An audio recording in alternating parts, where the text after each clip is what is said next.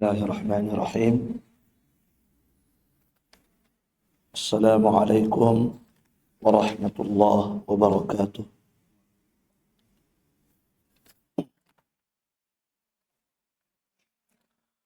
Innal hamdalillah nahmaduhu wa nasta'inuhu wa nastaghfiruh wa na'udzu billahi min shururi anfusina wa min sayyiati a'malina. May yahdihillahu fala mudilla lahu wa may yudlil fala hadiya lahu. Asyhadu an la ilaha illallah wahdahu la syarika lah wa asyhadu anna Muhammadan abduhu wa rasuluh. Sallallahu alaihi wa ala alihi wa ashabihi wa sallama tasliman katsira. Amma ba'd. Ikhwani wa akhawati fid din, a'azzani Allahu wa iyyakum. Alhamdulillah,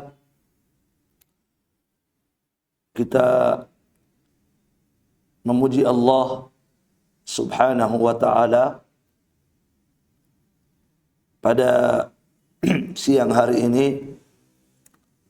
Allah Subhanahu wa ta'ala mengumpulkan kita di tempat yang semoga diberkahi oleh Allah Subhanahu wa ta'ala. Dikumpulkan kita dalam suasana ibadah, yaitu menuntut ilmu, mempelajari kitabullah dan sunnah Nabi kita Muhammad sallallahu alaihi wa ala alihi wasallam. Kajian kita pada siang hari ini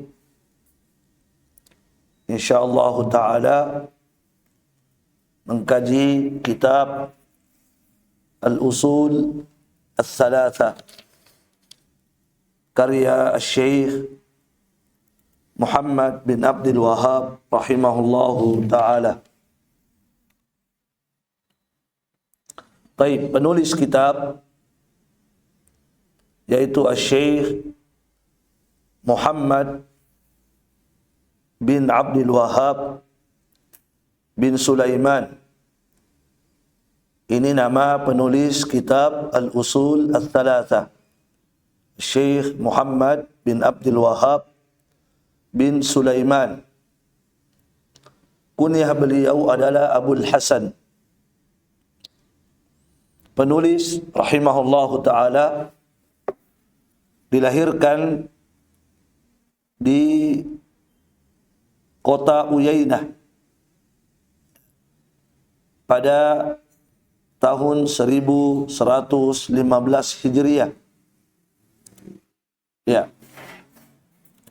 Dan beliau wafat pada tahun 1206 Hijriah. Jadi lahir 1115, wafat 1206 Hijriah. Baik, jadi usia beliau cukup panjang, sekitar 70 tahunan ya usia beliau. Dan ini termasuk usia yang panjang berdasarkan hadis Rasulullah sallallahu alaihi wasallam. Kata Nabi sallallahu alaihi wasallam, "A'maru ummati baina sittina ila sab'in." Usia umatku itu antara 60 sampai 70 tahun. Dan beliau ini penulis kitab, usianya lebih daripada 70 tahun. Ya, wa qalilun man yajuzu dzalik. Dan sedikit orang yang melewati usia tersebut. Ya. Dan tentunya usia yang panjang itu ada kalanya bagus, ada kalanya tidak bagus. Ya, kapan usia panjang itu menjadi baik? Ketika amalnya bagus. Ya. Dan kapan usia yang panjang itu tidak baik? Ketika amalnya jelek. Nabi SAW mengatakan, khairun nasi man tala umruhu wa hasuna amalu. Sebaik-baik manusia adalah orang yang panjang umurnya dan bagus amalnya. Sebaik-baik manusia, kata Nabi, adalah orang yang panjang umurnya dan amalnya bagus. Maka kalau begitu, sejelek-jelek manusia adalah orang yang panjang umurnya tetapi amalnya tidak baik. Maka Syekh Muhammad bin Abdul Wahab rahimahullahu ta'ala diberikan usia yang panjang oleh Allah Subhanahu wa ta'ala, dan zahirnya ya, dan hanya Allah yang lebih tahu, tapi zahirnya beliau amalnya bagus. Amalnya bagus. Sebab dari kecil beliau sudah habiskan ya umurnya untuk menuntut ilmu dan berdakwah di jalan Allah Subhanahu wa ta'ala. Ya. Barakallahu fikum. Kemudian Syekh Muhammad bin Abdul Wahab ini ya beliau telah menghafalkan Al-Qur'an di usia 10 tahun. Bahkan sebagian mengatakan sebelum berusia 10 tahun beliau sudah menghafalkan Al-Quranul Karim. Ya, dan ini memang kebiasaan para ulama. Para ulama dahulu sebelum mereka menuntut ilmu, maka yang paling pertama mereka lakukan adalah menghafalkan Al-Quran. Dan rata-rata ulama itu sebelum mereka balik, mereka sudah selesai hafalan Al-Qurannya. Syekh Muhammad bin Abdul Wahab termasuk ulama yang telah menghafalkan Al-Quran 30 juz ya di usia 10 tahun. Ya, sementara kita di masa ini di usia 10 tahun baru kita belajar Al-Quran. Ya, sebagian kita baru baru belajar Iqra di usia 10 tahun. Ya, bahkan banyak kaum muslimin ya di usia 50 tahun, 60 tahun belum mampu membaca Al-Quranul Karim. Ya, dan juga dia tidak mau belajar. Banyak juga kaum muslimin di usia tua tidak bisa baca Al-Quran dan tidak mau belajar Al-Quranul Karim. Naam. Kemudian Syekh Muhammad bin Abdul Wahab ini ayah beliau Abdul Wahab dan kakek beliau Sulaiman, ya, ayahnya adalah ulama, kakeknya juga adalah ulama. Sehingga Syekh Muhammad bin Abdul Wahab ini itu belajar kepada ayahnya dan juga belajar kepada kakeknya. Jadi dua-duanya, ayah dan kakeknya adalah ulama. Baik. Syekh Muhammad bin Abdul Wahab ya banyak ulama memuji beliau. Banyak sekali ulama memuji beliau. Bahkan bukan hanya ulama yang berjalan bersama beliau memujinya, tetapi juga dipuji oleh sebagian orang yang tidak sepaham dengan Syekh Muhammad bin Abdul Wahab. Ya, orang-orang yang tidak sepaham, orang-orang yang tidak semanhaj dengan Syekh Muhammad bin Abdul Wahab pun ternyata memuji beliau. Ya. Baik. Di sini saya akan sebutkan beberapa pujian ulama. Kenapa perlu saya sebutkan? Karena banyak sekali komentar miring terhadap penulis kitab ini. Banyak sekali orang-orang yang menuduh Syekh Muhammad bin Abdul Wahab dengan tuduhan-tuduhan yang tidak benar. Ya. Apalagi ada dai di Indonesia ini berkata bahwa mempelajari kitabnya Syekh Muhammad bin Abdul Wahab berbahaya. Ya, saking bencinya dia, saking tidak senangnya dia dengan penulis kitab Syekh Muhammad bin Abdul Wahab, sampai dia berkata bahwa mempelajari kitab yang ditulis oleh Syekh Muhammad bin Abdul Wahab, yaitu Kitabut Tauhid, itu bisa menyebabkan orang menjadi zombie katanya. Kalau belajar Kitabut Tauhid, ya bisa jadi zombie, berbahaya katanya. Ini semua adalah penghinaan dan perendahan terhadap penulis kitab, itu Syekh Muhammad bin Abdul Wahab. Maka di sini saya akan bawakan beberapa pujian ulama terhadap penulis kitab ini. Ya. Di antara yang memuji beliau rahimahullahu taala, ya, adalah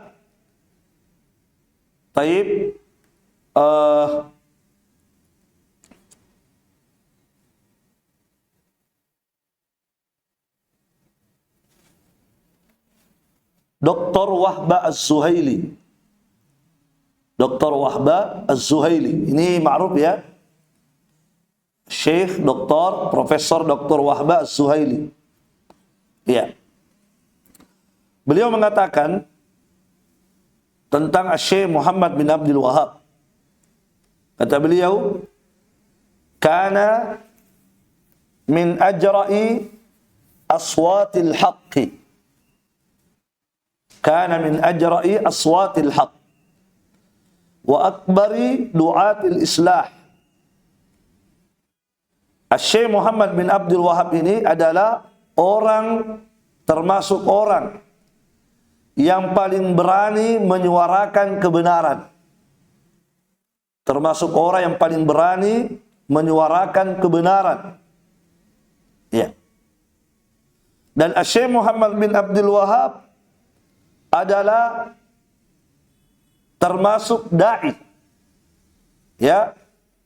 Termasuk ya, dai-dai besar ya, yang mengajak kepada perbaikan, yang mengajak kepada islah, memperbaiki Islam. Beliau termasuk ulama-ulama, dai-dai dari beberapa dai yang ada, yang luar biasa ajakannya kepada islah. Baik. Kemudian kata Syekh Dr. Wahbah Az-Zuhaili, ya, dan Syekh Muhammad bin Abdul Wahab ini termasuk dai yang li'a'adati tamassuk syakhsiyah ilal Islam, termasuk dai yang mengajak manusia untuk berpegang teguh kepada Islam, ya, dan mengembalikan ya mereka kepada manhaj as-salaf as-salih. Ya.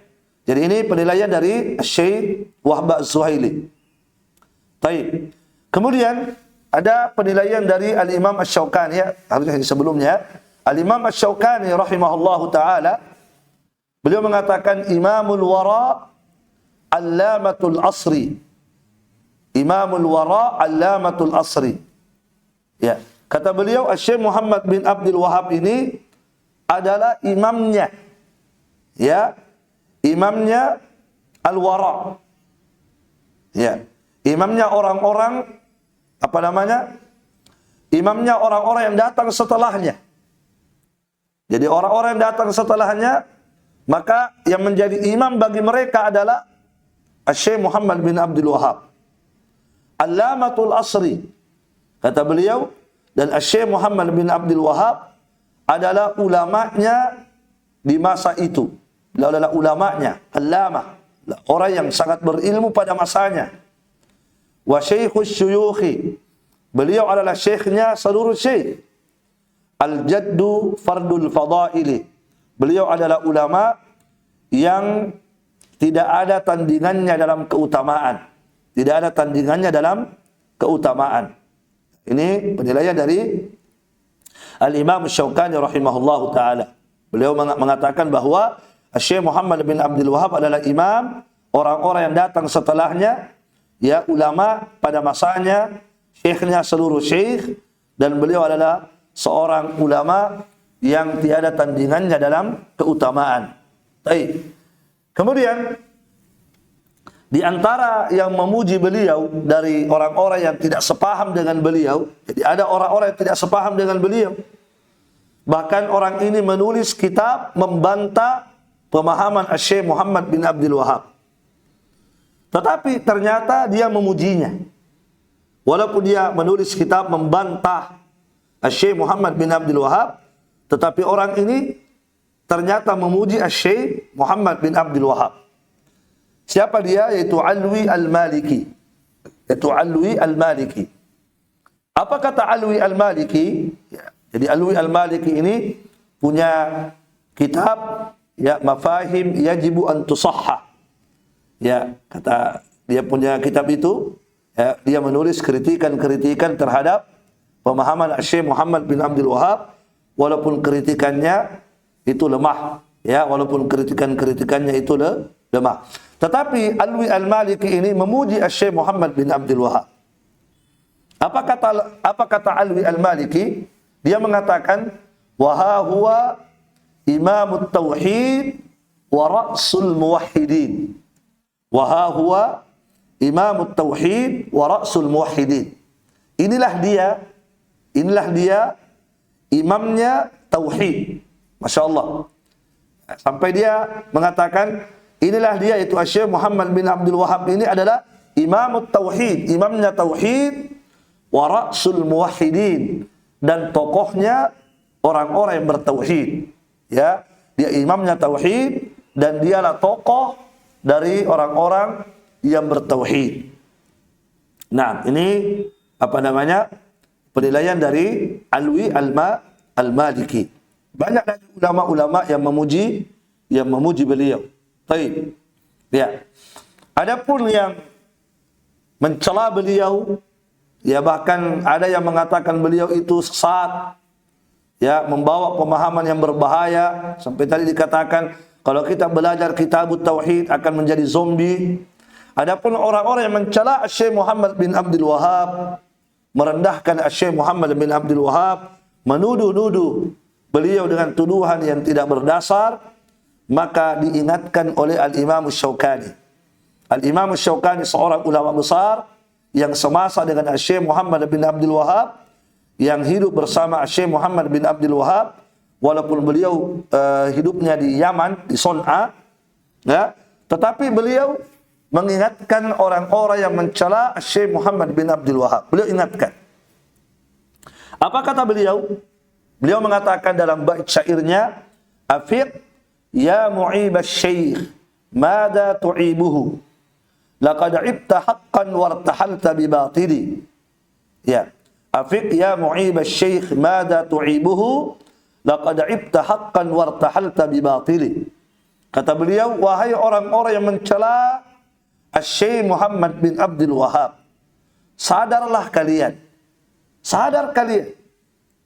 Ya, bertobat kalian, sadar kalian. Mada tu'ibuhu? Apa yang kalian cela pada Syekh Muhammad bin Abdul Wahab? Apanya yang kalian cela? Ya, laqad 'ibta haqqan wartahalta bi batili. Sungguh engkau telah mencela al-haq. Ya, apa yang dibawa oleh Syekh Muhammad bin Abdul Wahab itu kebenaran.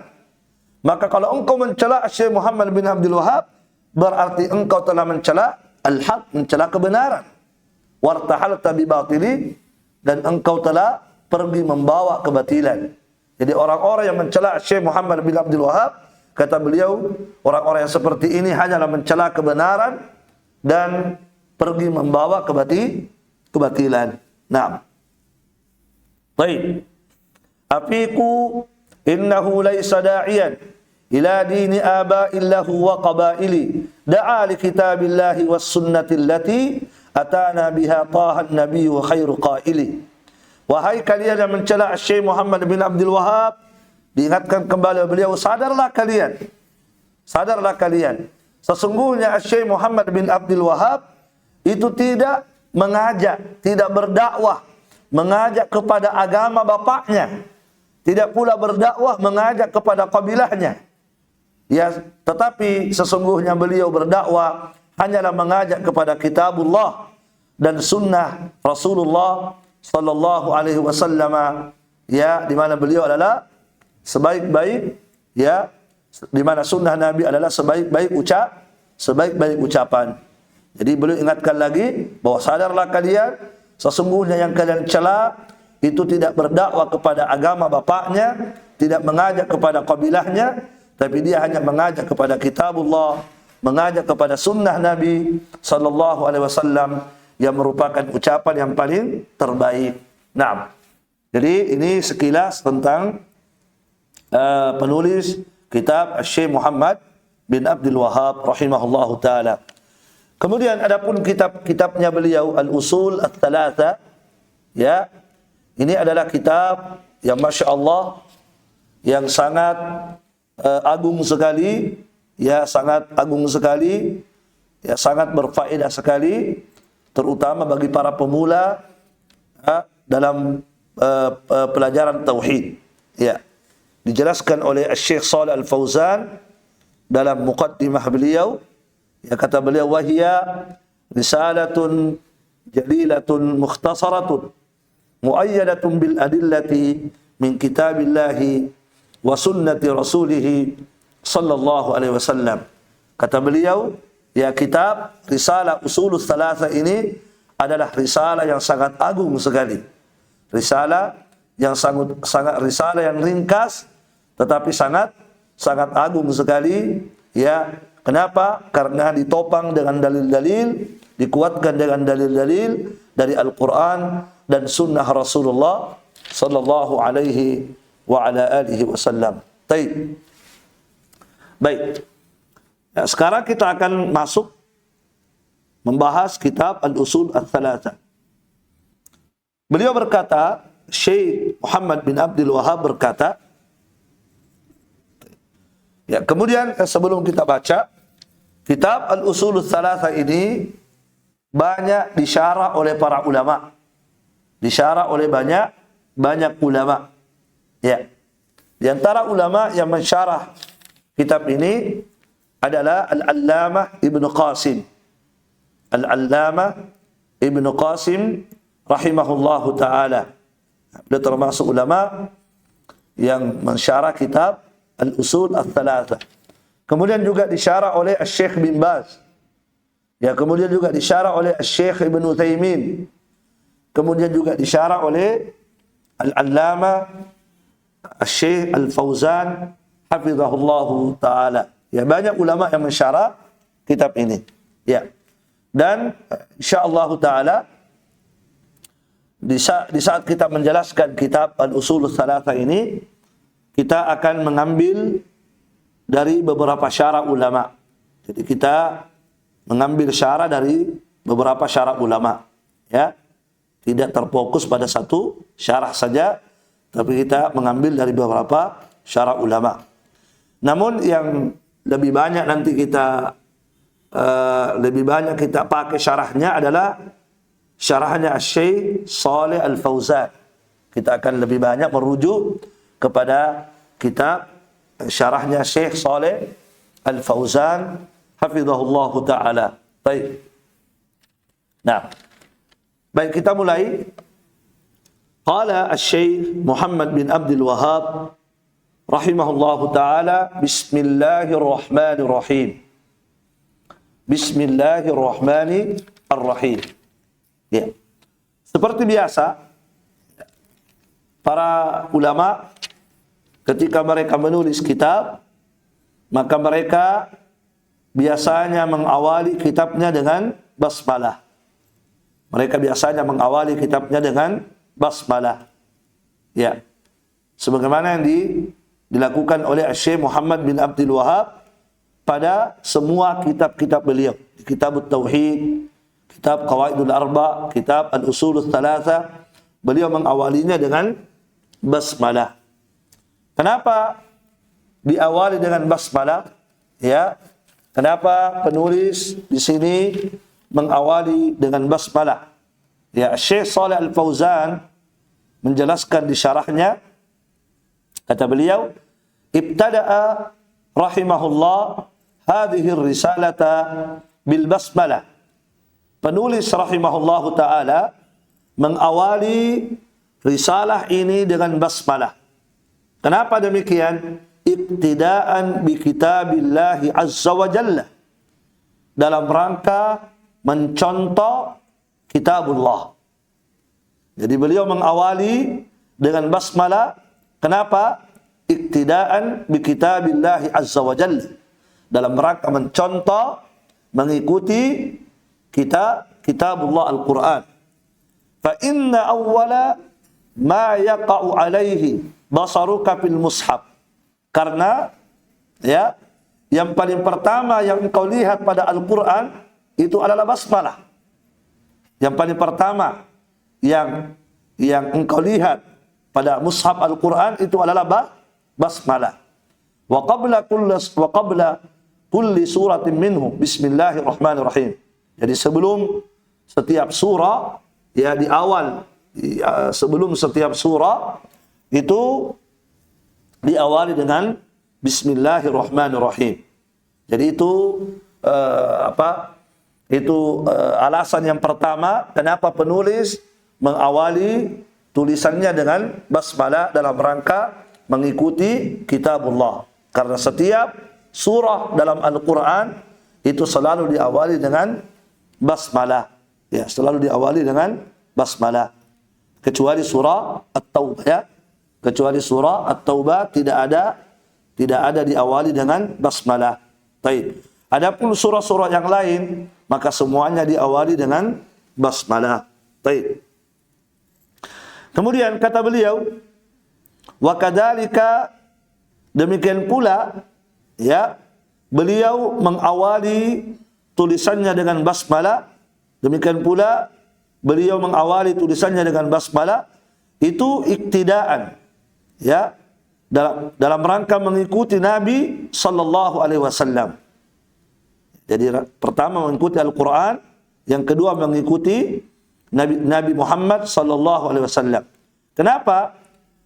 Sebab Nabi, kata beliau, kana yaktubuha fi awwal rasailihi hina ma yaktubu ila al-umara'i war-ru'asa'i ila man fi aqtaril ardi yad'uuhum ila al-islam yabda'u kitabatahu bi bismillahirrahmanirrahim.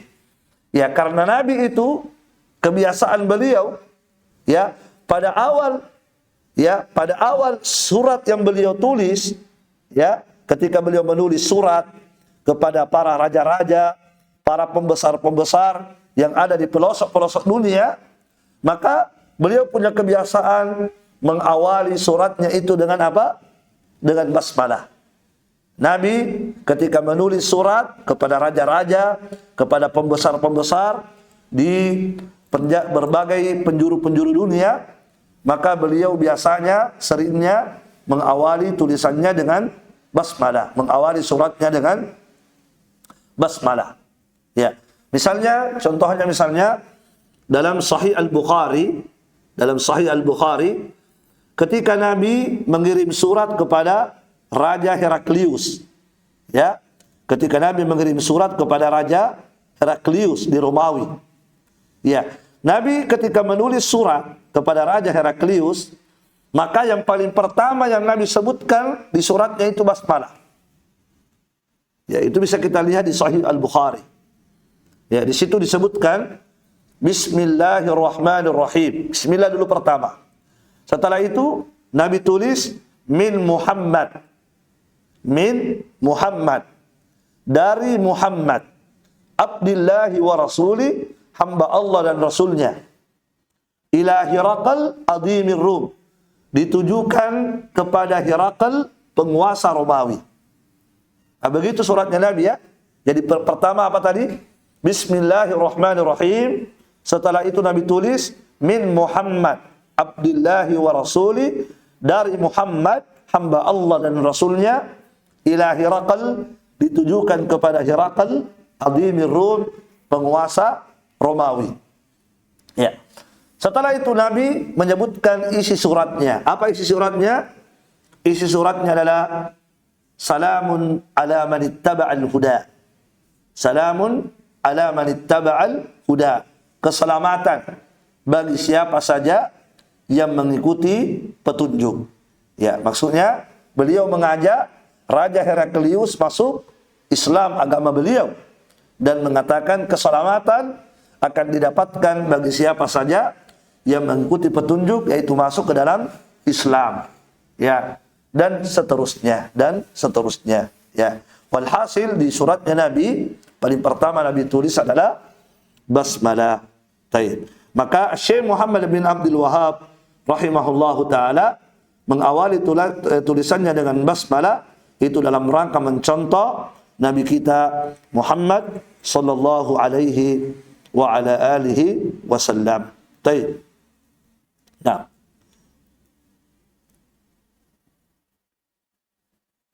ya, bahkan Syekh Shalih Al-Fauzan dalam syarahnya menyebutkan bahwa bukan hanya Nabi Muhammad saja yang mengawali tulisannya dengan basmalah, tapi juga nabi-nabi terdahulu. Nabi-nabi terdahulu juga demikian, seperti Nabi Sulaiman. Nabi Sulaiman lamma kataba ila Balqis malikati Saba. Ya. Seperti Nabi Sulaiman ketika menulis surat kepada Balqis, Ratu Saba yang ada di Yaman, ya. Bada'a kitabahu bismillahirrahmanirrahim. Maka Nabi Sulaiman juga mengawali suratnya dengan bismillahirrahmanirrahim. Ya. Sebagaimana diceritakan dalam surah An-Naml, kata Allah Subhanahu wa taala, qalat ya ayyuhal mala inni ulqiya ilayya kitabun karim innahu min Sulaiman wa innahu bismillahirrahmanirrahim alla ta'lu alayya wa'tuni muslimin. Qalat, Ratu Saba berkata, ya ayyuhal mala, wahai para menteriku, wahai para pengawalku, inni ulqiya ilayya kitabun karim, sesungguhnya telah dikirimkan kepadaku sebuah surat yang mulia. Telah dikirimkan kepadaku sebuah surat yang mulia.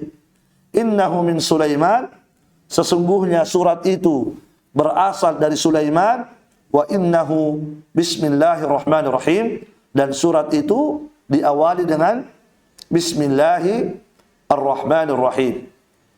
Ya, itu awal suratnya Nabi Sulaiman, itu basmalah. Setelah itu apa isi suratnya? Apa isi suratnya Nabi Sulaiman kepada Ratu Balqis? Isi suratnya kata Allah, alla ta'lu alayya wa'tuni muslimin.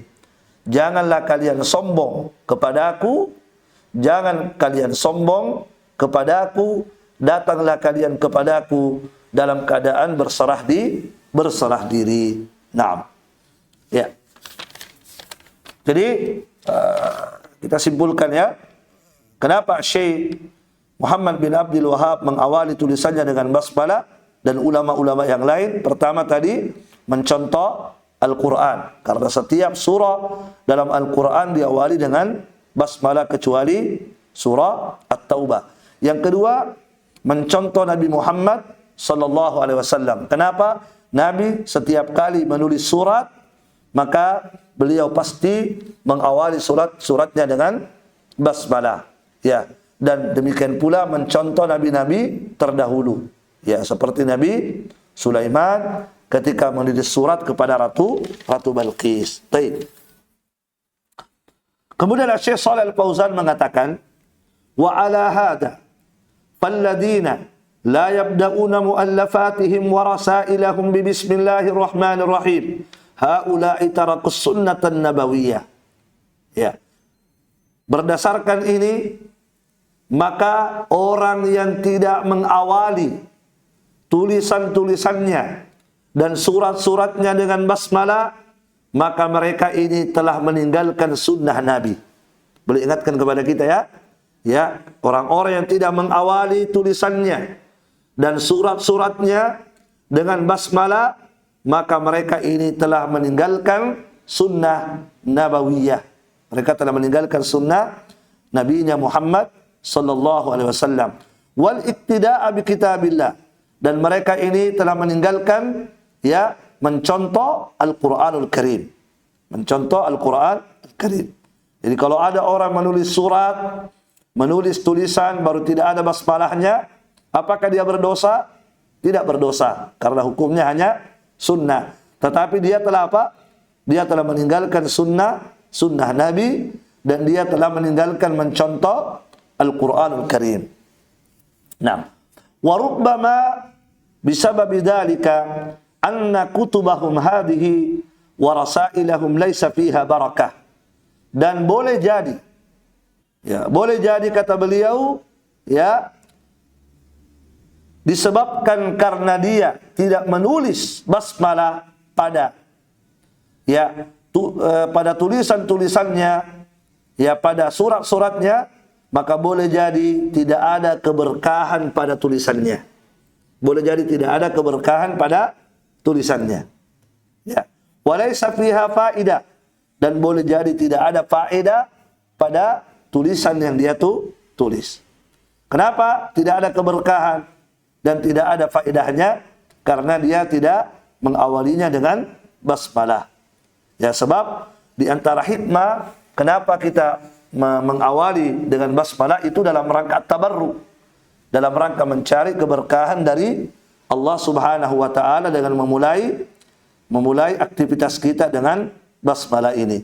Ya, maka Syekh ingatkan, ya boleh jadi ketika seseorang tidak menulis basmalah, meninggalkan menulis basmalah pada tulisan-tulisannya, maka boleh jadi tidak ada keberkahan pada tulisannya, tidak ada faedah yang bisa diambil dari tulisannya.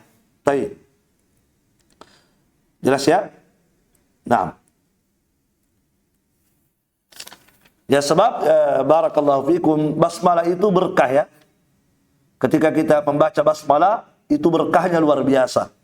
Ya, makanya kenapa kita di antara hikmah, di antara sebab kenapa kita mengawali tulisan atau aktivitas kita dengan basmalah, supaya kita mendapatkan keberkahan dari Allah Subhanahu wa taala dengan sebab basmalah.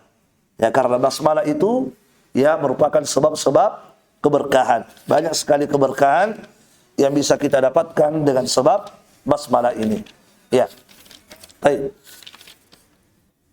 Ya. Kemudian kata beliau, setelah beliau menyebutkan basmalah, beliau kemudian mulai, ya, menyebutkan muqaddimah. Beliau menyebutkan muqaddimah sebelum masuk pada inti pembahasan. Ya. Inti pembahasan kita adalah usul ats-tsalatsah, 3 landasan pokok dalam agama yang wajib untuk kita ketahui. Ya. Nah, sebelum beliau masuk pada inti pembahasan al-usul ats-tsalatsah, beliau memberikan beberapa muqaddimah.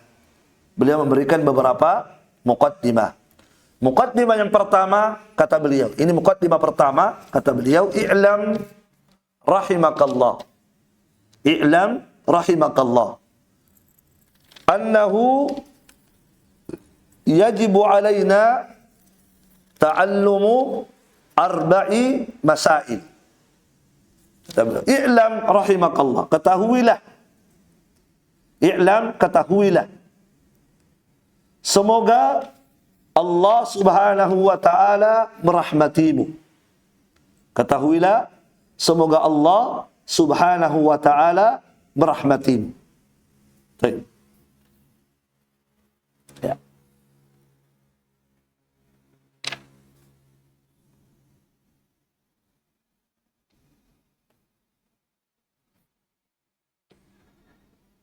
Di sini beliau mengatakan i'lam. I'lam. Ketahuilah. Kata i'lam, kalau kita mendapatkan, kalau kita nanti baca kitab atau baca kitab-kitab ulama atau baca apa saja, baru kita mendapatkan kata i'lam. I'lam. Ya, kalau i'lam artinya apa? Ketahuilah. Nah, kalimat i'lam ini, ya, kalimat i'lam ini, ya, barakallahu fikum, itu adalah kalimat yang digunakan Ya. Kalimat yang digunakan ketika seseorang akan menyebutkan perkara yang penting. Paham itu? Jadi ketika ada perkara yang penting yang akan disampaikan, maka biasanya digunakan kata i'lam dulu. Jadi kalau kita mendapatkan kata i'lam, berarti setelahnya akan disebutkan perkara-perkara yang sangat penting untuk diperhatikan. Ya. Jelas ya? Nah, ya berarti apa yang akan disampaikan itu perkara penting yang butuh untuk difokus, diperhatikan. Baik. Itu disebutkan oleh Syekh Shalih Al-Fauzan. Ya, kata beliau, kalimatun tushiru ilal ihtimami bil mawdu'. Ya. I'lam ini ada sebuah kalimat, ya, sebuah kalimat, ya, yang dipakai untuk mengisyaratkan pentingnya pembahasan yang akan disampaikan. Jadi kalimat i'lam ini adalah kalimat yang dipakai untuk memberikan isyarat, ya, memberikan isyarat bahwa apa yang akan disebutkan itu pembahasan penting. Ya.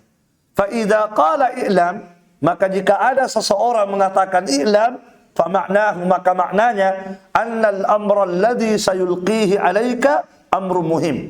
Ya, maka maknanya bahwa perkara yang akan disampaikan kepadamu itu adalah perkara yang sangat penting. Jelas ya?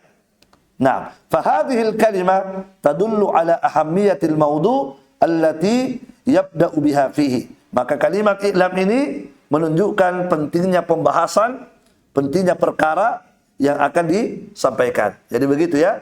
Itu faedah dari Syekh Shalih Al-Fauzan. Jadi sekali lagi, kalau kita mendapatkan kata i'lam, berarti isyarat. Ini kata i'lam ini mengisyaratkan bahwa apa yang akan disampaikan itu adalah pembahasan yang sangat penting, perlu diperhatikan. Jelas ya? Baik. Nah, kata beliau i'lam. I'lam. Berarti ada sesuatu yang penting akan beliau sampaikan ini. Apa itu? Kata beliau, i'lam rahimakallah. Ya. Beliau doakan dulu sebelum menyampaikan, beliau doakan rahimakallah. Semoga Allah merahmatimu. Ketahuilah, semoga Allah merahmatimu. Ya. Baik. Apa perkara penting itu? Ah, ini dia. Kata beliau, annahu yajibu alaina ta'allumu arba'i masail. Sesungguhnya wajib bagi kita. Yajibu alaina. Sesungguhnya wajib bagi kita. Ya. Apa yang wajib bagi kita? Wajib bagi kita mempelajari 4 masalah. Wajib bagi kita mempelajari 4 masalah. Setiap muslim wajib ini. Laki-laki, wanita, tua, muda, pejabat, bukan pejabat, kaya, miskin, semuanya kena kewajiban ini selama dia muslim. Ya. Apa kewajibannya? 4. Yang pertama kata beliau, al-ula al-ilmu. Yang pertama adalah wajib mempelajari ilmu. Itu satu. Siapapun dia, muslim, muslimah, laki-laki, perempuan, muda, tua, kaya, miskin, ya apapun profesinya, maka beliau ingatkan kepada kita, wajib bagi kita semua untuk mempelajari 4 perkara. Yang pertama tadi, wajib belajar ilmu. Ya.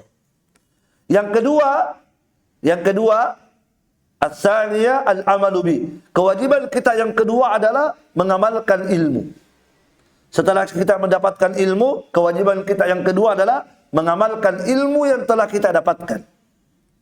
As-salisa, yang ketiga, ad-da'watu ilaihi. Mendakwahkan ilmu tersebut. Menyampaikan ilmu tersebut kepada orang lain. Mendakwahkan ilmu tersebut kepada orang lain. Itu kewajiban yang ketiga. Ar-rabi'ah, as-sabru alal adha fihi. Kewajiban yang keempat adalah bersabar. Bersabar terhadap gangguan padanya. Ya, bersabar ya menghadapi gangguan-gangguan, rintangan-rintangan pada saat ya berdakwah di jalan Allah Subhanahu wa taala. Jadi 4 kewajiban. Ya, jadi beliau ingatkan kepada kita, i'lam, ketahuilah, semoga Allah merahmatimu, sesungguhnya wajib bagi kita mempelajari 4 masalah. Yang pertama tadi, wajib kita belajar ilmu agama. Yang kedua, wajib mengamalkan ilmu. Yang ketiga, wajib mendakwahkan ilmu. Yang keempat, wajib ya bersabar dalam mendakwahkan ilmu agama. Baik, kita akan rinci satu persatu ya. Apa kewajiban kita? Yang pertama apa tadi? Wajib bagi kita untuk belajar ilmu. Ya. Ilmu yang dimaksud di sini ilmu apa ini? Yang wajib dipelajari. Syekh Shalih Al-Fauzan mengatakan, al-muradu bil ilmi huna huwa al-ilmu syar'i. Yang dimaksud ilmu di sini adalah ilmu syar'i. Itulah yang wajib dipelajari. Itu ilmu syar'i, bukan ilmu dunia. Jadi yang Allah wajibkan kepada kita setiap muslim dan muslimah adalah ilmu syar'i. Seperti yang sedang kita pelajari sekarang, ilmu syar'i ini. Inilah yang wajib. Ya, itu kewajiban kita setiap muslim dan muslimah. Rasulullah sallallahu alaihi wasallam bersabda, "Talabul ilmi faridatun ala kulli muslim." Menuntut ilmu, itu ilmu agama, ilmu syar'i adalah wajib bagi setiap muslim. Jadi semua orang berkewajiban untuk belajar ilmu agama. Laki-laki, perempuan, muda, tua, ya tidak mengenal usia ya. Ya, bukan hanya anak muda belajar ilmu agama wajib, tapi orang tua pun diwajibkan belajar ilmu agama. Artinya kalau kita tidak belajar ilmu agama, kita berdosa. Ya, sebab ini kewajiban. Maka kalau ada seorang muslim atau muslimah tidak mau belajar ilmu agama, maka dia berdosa. Kenapa? Karena dia telah meninggalkan kewajiban. Sebagaimana sholat wajib. Kalau kita tidak sholat, maka kita berdosa. Sebagaimana puasa Ramadan hukumnya wajib, maka kalau kita tidak puasa Ramadan, maka kita berdosa. Ini yang pertama yang diingatkan ya. Jadi kewajiban kita yang pertama adalah belajar ilmu agama, itu ilmu syar'i. Nah, ya. Baik. Kata beliau, Syekh Shalih Al-Fauzan menyebutkan juga, wa ammal ilmu dunyawi. Adapun ilmu yang terkait dengan dunia, ilmu-ilmu dunia seperti ilmu kedokteran, ya, ilmu fisika, ilmu matematika, ilmu teknik, ilmu olahraga, ilmu hisab, ya. Adapun ilmu-ilmu dunia, kata beliau, faman jahilahu fala itsma alaihi. Maka kalau ada orang bodoh tidak tahu ilmu dunia, maka dia tidak berdosa. Dia tidak berdosa. Ya. Wa man ta'allamahu fahuwa mubahul lahu. Dan siapa yang mau mempelajari ilmu dunia, maka itu mubah baginya, boleh saja. Boleh. Cuma kalau dia tidak mau pelajari, bahkan dia bodoh tentang ilmu dunia, maka Syekh Shalih Al-Fauzan mengatakan dia tidak berdosa. Jadi yang berdosa itu kalau ada seorang hamba muslim dan muslimah bodoh tentang ilmu agama, maka dia berdosa di situ. Kenapa? Karena dia telah meninggalkan kewajiban. Ya. Dan belajar ilmu agama itu ibadah. Ikhwah dan akhwat sekalian, menuntut ilmu agama, belajar ilmu agama adalah ibadah. Ibadah yang dengannya kita mendekatkan diri kepada Allah Subhanahu wa taala. Bahkan para ulama menyebutkan bahwa belajar ilmu agama adalah ibadah yang tiada tandingannya. Ibadah yang sangat agung, ibadah yang tiada tandingannya. Imam Ahmad misalnya, Imam Ahmad mengatakan, ya, al-ilmu la ya'diluhu syai'un. Belajar ilmu agama, kata Imam Ahmad, adalah ibadah yang tiada tandingannya. Tidak ada ibadah lain yang bisa menandingi ibadah menuntut ilmu. Itu kata Imam Ahmad rahimahullahu taala. Ya, liman sahhat niyatuhu. Ya, kata beliau, menuntut ilmu agama adalah ibadah yang tiada tandingannya. Ya, ini bagi siapa yang niatnya benar. Bagi siapa yang niatnya benar dalam menuntut ilmu. Ya, maka siapa yang niatnya benar dalam belajar ilmu agama, maka dia telah menunaikan ibadah yang tiada tandingannya. Kemudian Imam Ahmad ditanya, ya, bagaimana seseorang itu dikatakan benar niatnya dalam menuntut ilmu? Maka Imam Ahmad mengatakan, yanwi raf'al jahla an nafsihi wa an yanwi raf'al jahli an nafsihi wa an ghairihi. Yaitu ketika dia belajar ilmu agama, yang dia niatkan adalah untuk mengangkat kebodohan dirinya dan mengangkat kebodohan orang lain. Itu niat yang benar dalam belajar ilmu. Dia belajar ilmu agama, yang dia niatkan apa? Untuk menghilangkan kebodohan dirinya dan untuk juga berniat untuk menghilangkan kebodohan orang lain. Nah, jadi sekali lagi, talabul ilmi, belajar ilmu agama, mempelajari ilmu Al-Quran dan Sunnah, ini merupakan ibadah yang sangat mulia sekali. Ya, bahkan Imam Ahmad tadi mengatakan ibadah yang tiada tandingannya. Ya, Al-Imam Az-Zuhri rahimahullahu taala mengatakan, ma ubidallahu bi syai'in afdala minal ilmi. Tidaklah Allah diibadahi dengan suatu ibadah yang lebih afdal daripada ibadah menuntut ilmu. Tidaklah Allah diibadahi dengan suatu ibadah yang lebih afdal daripada ibadah menuntut ilmu. Ya, barakallahu fikum. Jadi kita selalu hadirkan niat setiap kali kita menghadiri majelis ilmu, maka kita hadirkan niat bahwa kita sedang beribadah kepada Allah Subhanahu wa taala. Bahkan kita telah menunaikan ibadah yang sangat agung yang tiada tandingannya. Baik. Oleh karena itu, ikhwan dan akhwat sekalian, orang-orang yang belajar ilmu agama itu diberikan pahala besar. Ya, pahalanya sangat besar. Kenapa? Karena ini adalah ibadah yang mulia. Belajar ilmu agama ibadah yang agung, ibadah yang sangat mulia. Oleh karena itu, pahala yang Allah berikan kepada orang yang belajar ilmu agama juga luar biasa. Luar biasa pahalanya. Apa pahalanya? Subhanallah, disebutkan oleh Rasulullah sallallahu alaihi wasallam. Kata Nabi, man gada ilal masjidi.